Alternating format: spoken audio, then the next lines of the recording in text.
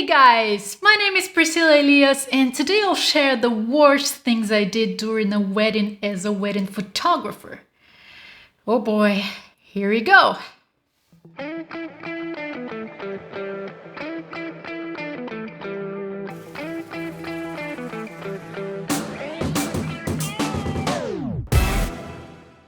If you've watched the other videos I did about wedding photography, you already know how important I consider a photographer to second shoot a wedding before starting to shoot their own weddings. Today I'll tell you the worst things I did during a wedding as a wedding photographer, and thankfully I did those mistakes when I was second shooting my first weddings, meaning that for my own relief, I had someone to cover my back for the mistakes I made. So listen up to this so maybe you won't have to go through these mistakes yourself. Number one, my first biggest mistake was not having an empty card for the ceremony. I think the first time I really panicked while shooting a wedding was when I committed a mistake where there was no way back. I was second shooting for another wedding photographer in Ireland, and he asked me to cover the entrance of the bride because he wanted to photograph the reaction of the groom. I had spent all morning long shooting the groom getting ready, family portraits and stuff like that, and even though I thought of getting a new empty SD card, I did not listen to that thought, since another thought told me, nah, you're good. There's plenty of room yet. Well, guess. I ended up taking some more shots of the guests before the bride came in, and then the bride started coming in. I took 1, 2, 3 shots and then I got the message that my card was full. I had another card with me, of course. It was in a little pocket at the stripe of the camera I have, but do you have any idea of how long the fast act of switching cards is when you have a bride coming down the aisle? I mean, you cannot pause or rewind this moment for you to get your settings or equipment ready. Dude, you have no clue. Whenever I realized how long it was taking me to switch that card, and whenever I saw my bride coming through and reaching the end of the aisle, I had no blood in my brain anymore. I was just shaking so much, Yeah, all I had was the 2 photos that I got when she started coming in. I mean, good, at least I had those 2. It made things not look so terrible, but that was my responsibility and I failed it. So big 0 for me. I wouldn't hire myself ever again. Really, I don't think I would. So first lesson learned, make sure you have plenty of room in your SD card to shoot the entire ceremony, especially the key moments. Go further and watch not only your SD card, but your batteries also. Make sure you've got battery to go through the wedding ceremony. You don't want to spend the 5 seconds where the groom and the bride are kissing switching your battery or SD card. Believe me. Number 2, the wide open aperture. You might be wondering, what's wrong with the wide open aperture? That's great. Yep, it can be great for sure, but if you don't use it wisely, it can also be a nightmare. On the first wedding I did as a second photographer, all I had with me was a 50mm 1.4. The photographer who hired me knew that and he was okay with it, so great. The point is, I shot pretty much all day long in 1.4, 1.8 aperture max. And I don't need to say what happened, right? Think about it. People moving all around, smiling, talking, walking, dancing, greeting each other. And I'm there happily shooting in 1.4, 1.8, looking at the monitor and thinking, oh, such a beautiful depth of field. I love this lens and I'm so good. Got home, downloaded the photos to my computer. Disaster. 70% of my photos had the focus at the wrong spot. I couldn't see that on the monitor in my camera because when I looked at the photos on the monitor, they looked just fine. I mean, I could see them small, but once I saw them in full size, oh boy, it was a disaster. I'm so glad that I did that wedding pretty much for free because I would be ashamed to charge for that. Second lesson learned, watch your aperture.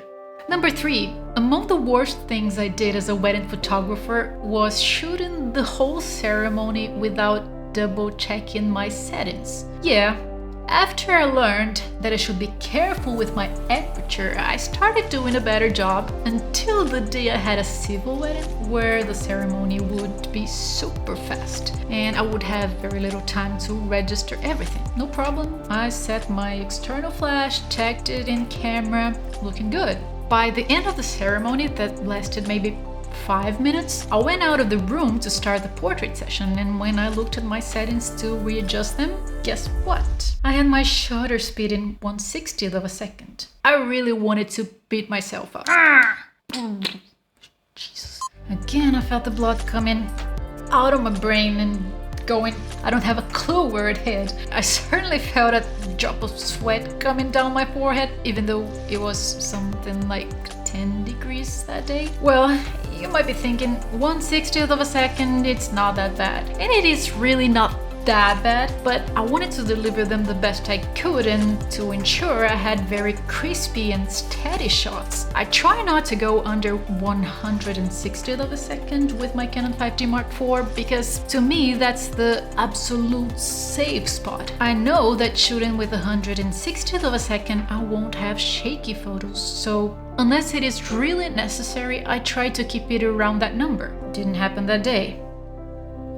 Third lesson learned, watch your shutter speed. Number 4, the next bad thing I did during a wedding day as a wedding photographer did not hurt my work, but it certainly hurt me. I traveled from Dublin to a nearby city to second shoot a wedding, and I didn't have a car in Ireland. I was going to take the train, but by then I already had much more equipment than I did when I first started. I didn't only have 2 cameras and 1 lens. I had 2 cameras, 4 lenses, 2 external flashes, batteries, chargers, and probably other small things I cannot remember right now. I packed all of that in my backpack, and the train station was a 15-minute walk from my house. Then when I got to the city where the wedding was taking place, another 10 minutes walk. And then all the walking you do during a wedding day, from the place where the bride is getting ready to the place where the ceremony is taking place, then from there to the reception, then from the reception to the place where you're doing the portrait session, then back to the reception, then to the party. Quite some walking with a pretty heavy backpack. Oh man, it took me a month to get my backpack.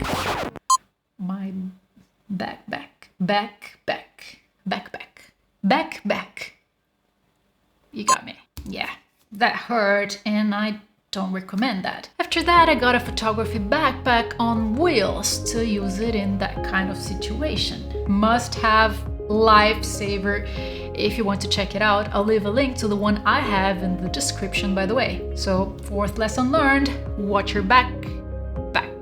The 5th of the worst things that happened to me during a wedding day did not actually happen to me. It happened to my husband when he was actually shooting his first wedding as a videographer. But it could have happened to me or to any other photographer out there. And I just think it's a very funny story from which we can learn some. I mean, it could be a tragic story, but thankfully it was not.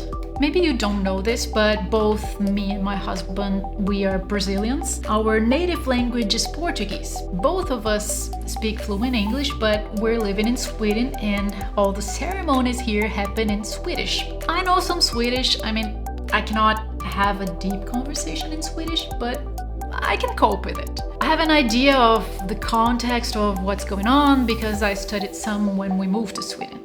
My husband didn't.